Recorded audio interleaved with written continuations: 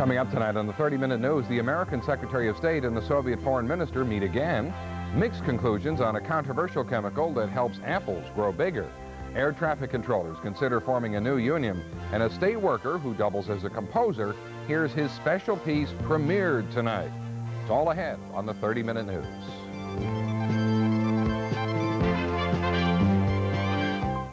This is WNYT, Albany.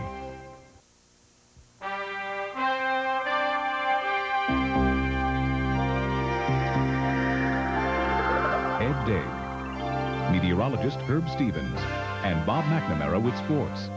This is the 30-Minute News. Good evening. High-level U.S.-Soviet diplomatic meetings continue as the two sides search for a way out of the Danilov affair. Secretary of State George Shultz and his Soviet counterpart met for 45 minutes today behind closed doors at the United Nations. The State Department says the pair failed to resolve the Danilov problem.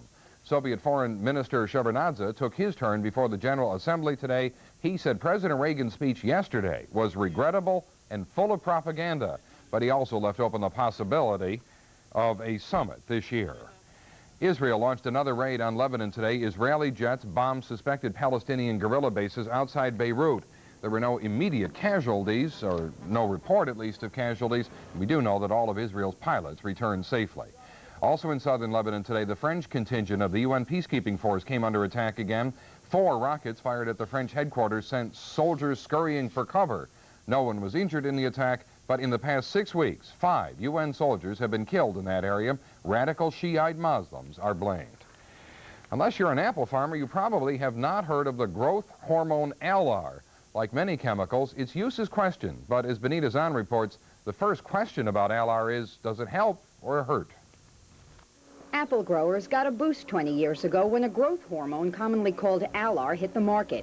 Sprayed on tree leaves, it works its way into the fruit, resulting in a redder, harder, longer storing apple. It's most commonly used on Macintosh apples to keep them on the trees longer. But last year, a forgotten 1977 study surfaced, indicating alar might cause cancer. That stirred fears and studies, and the Cooperative Extension says concern prompted virtually all apple growers in Albany and Columbia counties to steer clear of the chemical this summer. People kind of trust us as this is a good place to buy good, healthy things, and so until all the controversy was cleared up, we just decided that we weren't going to use it. Now that apple picking time is here, the fruits of that decision are being reaped, and it was a costly move. The early drop was dramatic. We lost a lot of apples on the ground. And our max season is over now, and we normally would have at least another week or 10 days to go. And Tenike hired extra pickers to get as many max as possible before they hit the ground. Tenike figures not using alar cost him a couple $1,000s. A 2-year alar study is underway by the EPA. Year 1 recently concluded, and Tenike says the control group of rats, those not fed alar, actually had a higher cancer rate than those fed alar. But the testing still has another year to go. It would be a shame to see a useful, beneficial chemical leave the marketplace because of public perception rather than scientific facts. I guess I'd be bitter if that's turned out to be the bottom line. Benita Zahn, the 30-Minute News, Voorheesville.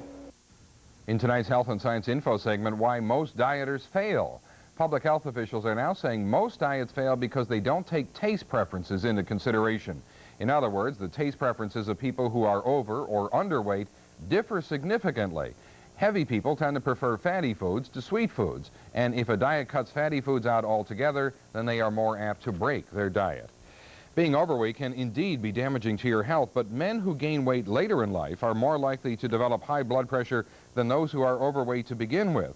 And though obesity is not the only risk factor, studies show excess weight contributes more to hypertension than heredity or cigarette smoking. Ahead, the story of a missing golf pro in Vermont, and there's talk of forming a new air traffic controllers union to replace the one that self-destructed 5 years ago. The 30-Minute News is brought to you in part by Subaru. Subaru, inexpensive and built to stay that way.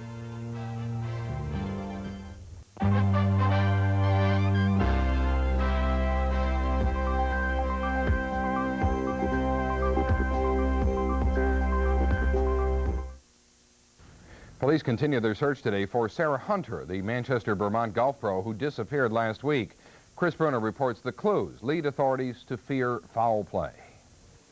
Sarah Hunter's mysterious disappearance has been the talk of the town and the subject of regular calls for help over WEQX radio. Night, and the police have termed her disappearance as suspicious. Last Thursday night, Hunter stopped at Leo's Motors to buy a six-pack of beer, and that was the last anybody saw of her. The next day, her '84 Nissan was found wedged in an alley behind a gas station. No keys, and the ignition was in neutral. There was an obvious attempt to hide the car, which made us very suspicious, and the fact that Mrs. Hunter has a very good record as an employee, is a very stable individual according to all the contacts we've made in the community. Hunter's room in a nearby boarding house seems lived in, a hairdryer left casually lying about. If she suddenly left town, it was totally out of character, according to friend and fellow golf pro Todd McIntosh. She's probably the most conscientious hard worker I've ever worked with in my life. Very, very responsible. Manchester is the kind of place where just about everyone knows everyone else, so the disappearance of Sarah Hunter has people understandably nervous. Well, I was really shocked. You don't expect that to happen in this area, you know. It is scary. It can happen to anyone. Vermont State Police and the FBI are involved in the case. Sarah Hunter's friends at the Manchester Country Club are setting up a reward fund for a woman who they say never had a bad word said about her. Chris Brunner, the 30-Minute News, Manchester, Vermont. There is one mystery in the area solved tonight. The story an 11-year-old Gilderland girl told about her abduction was apparently a hoax. Authorities say the girl now admits making up the story of her kidnapping. She told police she did not show her parents a school paper and came up with the abduction story to avoid returning to school with that paper unsigned. In the Midwest, police are continuing a massive manhunt for Michael W. Jackson. That 41-year-old ex-con has a rap sheet that goes back to the 9th grade. Police centered their search on Missouri today after finding murder victims and stolen cars in 2 other states. Jackson's mother had written authorities last year asking that her son be jailed because he was a mental and physical threat to himself and to others. In Schenectady today, a prisoner briefly tasted freedom before being recaptured. 32-year-old John Johnson was originally arrested today on grand larceny charges.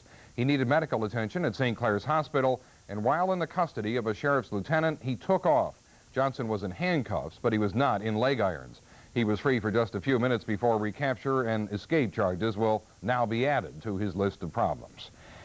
5 years ago, 11,000 air traffic controllers lost their jobs after an illegal strike. The government still hasn't filled all of the job openings, and now many of the same complaints that led to that 1981 strike are being heard once again. Jim Cummins reports some controllers are trying to form another union, but not another Patco. Most of the 11,000 Patco members who were fired by President Reagan when they illegally walked off the job said they went on strike because they were overworked and underpaid. 959.22 left out of car taxi. Today, 5 years later, the people who've replaced them in the towers say the pay is all right, but the workload is even greater. And that's why some of them are trying to organize a new union, the National Air Traffic Controllers Association, NATCA. Too much traffic divided among too few controllers equals a disaster. The level of safety or the safety net isn't as thick as it once was. It's more than just getting there on time or getting there relatively on time. It's getting there at all. Generally, there are fewer controllers handling more flights since the Patco strike. Since 1981, air traffic in the Chicago area has increased by 6%. In the New York area, it's up 20%. But in the Los Angeles area, it's down 12%. Even though union organizers say the era of confrontation is over and they oppose strikes, many prospective members want nothing to do with another union. After going through the Patco strike, I've had my full of their union activities. So I would no way would ever join it, really not interested in what they have to say about it. The nation's 12,500 air traffic controllers are expected to vote on membership in this union by the first of the year. Jim Cummins, NBC News, Rosemont, Illinois. In tonight's Money Info segment, the future of flea markets and garage sales. Garage sales are as American as baseball and apple pie, but some communities are fighting to restrict these neighborhood flea markets to 1 or 2 specified times a year. The reason is that frequent yard sales tend to give the neighborhood a run-down look, as well as create unnecessary noise, traffic, and parking problems for the inhabitants.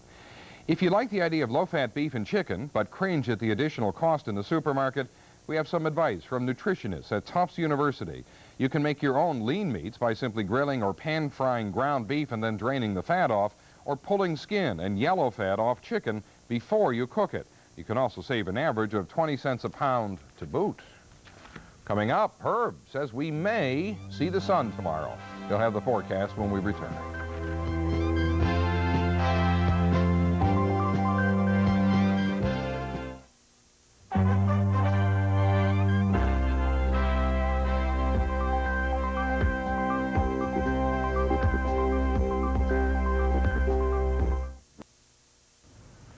Before turning it over to Herb, we have some pictures I know he'll find interesting, and we thought you probably would like to see them as well. They're from Omaha, Nebraska, which was blasted by an intense thunderstorm Monday that left hailstones piled knee-deep. In fact, the ice fell so quickly that some residents were briefly trapped in their ice-encased cars.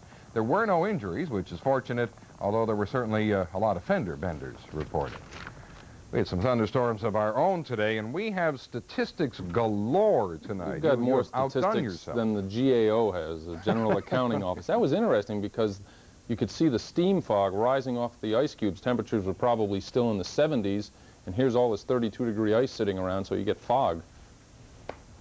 Yeah, that is, then the dew point, that gets complicated, doesn't it, down at the ice level? They were good pictures. Right. Let's get on to the stats quickly. The normal stats that we had a high today of 70 degrees. It snuck up there late this afternoon, actually this evening. The low, only 65. There hasn't been much of a change today. Normal 70 and 47. So for this day, we're above normal. Right now, it's cloudy, 64. The dew point's the same, 100% relative humidity. There's some patchy fog around. The barometer is actually rising as somewhat drier air and a little better weather is coming our way. The winds have been very light all day long. And thus far at the Albany County Airport, 1.13 inches of rain have accumulated. Now, on to the stats. As we take a look back day by day at the summer of '86, that doesn't mean I'm going to be out here for the next 10 minutes, but the hottest day of the summer was July 6th, 94 degrees. There were only 2 days that were over 90 degrees. The coolest just about a week ago. We had a record low of 35 degrees on September 18th. Now, the coolest day, no, the hottest day of the week, on average, turned out to be Tuesday, 78.7 degrees. And these numbers are very close between the days, but Tuesday wins. The coolest Wednesdays, 54.38. And now, the interesting stuff. The driest day of the week through the summer, Thursday. There was no rain at the Albany County Airport. On 3 occasions, they had a trace from a sprinkle. But that's it for Thursdays. What days do you think might have been the wettest days of the week this summer? You guessed it, not in the amount of rain that fell, but the number of times that it rained. 7 of the 14 Saturdays, it rained. 6 of the 14 Sundays, it rained. And if you include the traces on Sunday, it rained on 10 out of 14 Sundays. Lovely. Now, at 11 p.m., let's take a look at the present, and then we'll go on to the future. Temperatures are in the 60s, a few readings in the 50s. It's dank and dreary throughout the northeast. The 3 lines indicating visibility is less than a half a mile because of dense fog, and there is certainly some dense fog around. At 5 p.m., thick cloudiness was off to our southeast. There was still heavy rain down over Long Island Sound. At 10 p.m., well, things have improved a little bit. This dry wedge here in Ontario is nudging its way into New York State. We are going to see the sun tomorrow. Not a lot of it, but hey, compared to today, we'll take it. There's a lot of dry air along the northern tier of states, but this persistent frontal boundary is still producing showers and thunderstorms in a shape that looks like the backbone of a brontosaurus, actually, as it arcs its way down into the Texas Panhandle. And this is along the boundary of somewhat cooler air to the north and very persistent hot and humid air over the southern half of the United States. Summer just won't let go there. Jet stream pretty much parallel to that front, so the front's not going to go very far. It is going to move far enough to the south tomorrow as weak high pressure nudges in to break out some sunlight. Terrific, but the front's not going far away. Once this little bubble of high pressure rolls by, low pressure with a counterclockwise flow will send the front back in our direction Thursday, and that means by Thursday night, you guessed it, more showers from this front that's been around for about 10 days now. Let's take a look at the details of the forecast. Overcast and damp tonight, patchy fog, spotty drizzle, nothing more than a light shower in any one place, and it's going to be mild, near 60 degrees. Tomorrow, we will have a murky start with the fog and the clouds, but the sun will be back by afternoon. It will still be mild, 71 to 76 tomorrow night. With some patchy clearing, we'll have patchy fog because of so much residual moisture. It'll be a little cooler tomorrow night. Thursday, we start with some sunshine and some fog, and then the clouds come back in the afternoon. We'll have showers Thursday night. Friday looks wet, and then we dry out a little bit on Saturday, but not a lot, and that'll dry us out enough to think about a nice day Sunday, but by Sunday, the front's going to swing back into town with more showers. If you're right, then the rain Thursday night will be the first rain on a Thursday in 3 months. First significant rain, and actually I don't think it's going to come until after midnight. That's an interesting record. Yes, it is. Well, when you start the snow game, I'm not going to pick Thursday. In sports, the Red Sox hunt 1 title. Don Mattingly is hunting another. Mac, who will be here, I hope, is coming up short.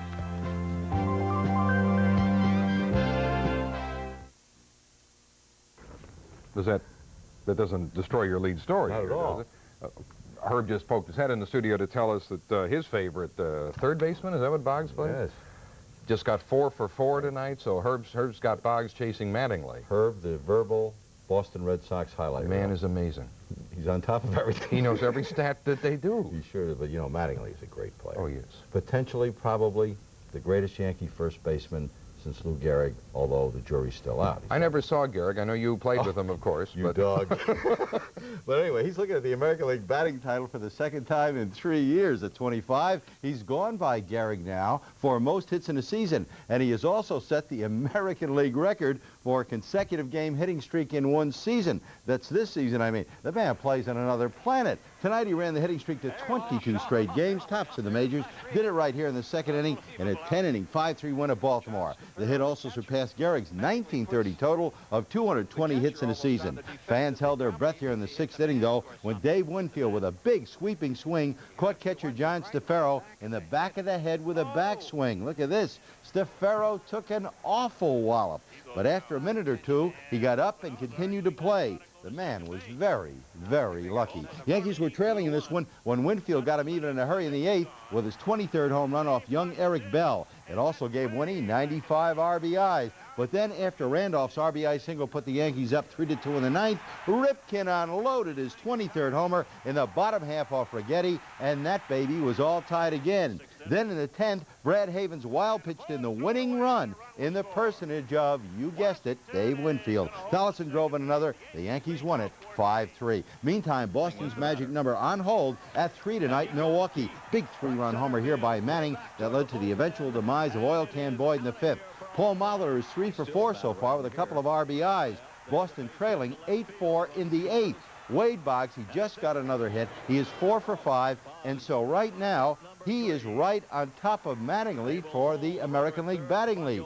What a race. Elsewhere in the American League, Toronto 6-3 over Detroit. That's a final. Second inning, Cleveland Cal scoreless. Angels split with them last night, and their magic number is now standing at 4. In the National League, Houston blanking L.A. 3-0 in the 8th. If the Astros hold on, their number goes to 2. Cincinnati beat San Francisco 6-5, and New York did a number on St. Louis 9-1. Ojeda won his 17th. Homers by Strawberry again, Hernandez and Knight. Mets now 1 win away from an even 100. Over to basketball. Megabucks tonight for the NBA scoring champion. Talking about the great Dominique Wilkins. And the Atlanta Hawks have handed him a new 5-year deal worth an eye-popping $6.5 million. And I just wanted security. I wanted something that would set me for life. I wanted a contract that both sides would be happy for. And hey, I got a great deal, and I can't complain. Well, that would be the prime understatement of the year, but Wilkins is coming off his best year ever, a year when he averaged just over 30 a game as the Hawks soared, I should say, to their best record in 6 years. He, Eddie, is without a question the franchise. Big, big draw in the NBA. So he's worth it. Oh, absolutely. Oh, more power to him. Right. Thank you, Mac. Yes. Still to come, a moonlighting composer. In tonight's People Info segment, a blue book that is not just for blue bloods. J. David Enright IV, a former Albanian who now lives in Manhattan and the Hamptons, is in Albany now to develop a social register of sorts for the capital region. The book will contain a listing of very select area residents. Unlike other social directories, though, inclusion in this book will not be based on lineage or social position. Rather, men and women who have contributed in some way to the quality of life in the area will be invited to become part of the listing. Industrialist Armen Hammer has been asked so many times if he's with the Armen Hammer Baking Soda Company that he's finally gone into the business with the New Jersey firm just so that he can say yes. The 88-year-old chairman of Occidental Petroleum Corporation tried to buy the company once before, but with no success. But yesterday, Armen Hammer Baking Soda sold 50% of its shares to Mr. Hammer, much to his relief. Strains of the Tricentennial Festival Overture filled the Empire State Plaza Convention Center tonight as Albany continued its year-long Tricentennial celebration. Julie Fusella reports the composition was a special birthday present from an area man. There was the last-minute tune-up, the audience filing in, and then the moment host composer Dominic Del Rey had been waiting for all year. The Northeast Symphonic Band playing his composition, titled Tricentennial Festival Overture. But the man who says he's composed music his whole life was showing signs of stage fright. Nervous, very nervous, as I always am.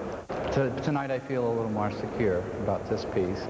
I'll be very nervous until it's over, and of course the full impact of this evening won't really hit me for a couple of days yet.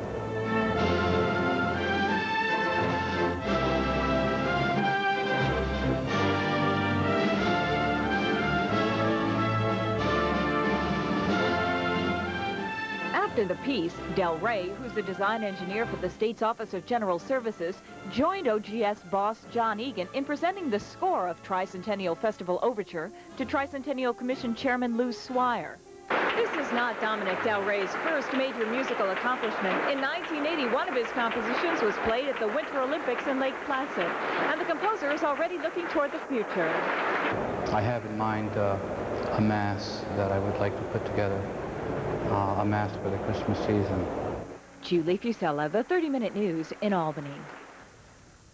If you leave your television on when you go to sleep tonight, Ed Laskos may wake you up with the overture on the first news at 6:44 tomorrow morning. We'll also close with some more tonight of Dominic Del Rey's special tricentennial music. Thanks much for joining us. We'll all see you again tomorrow.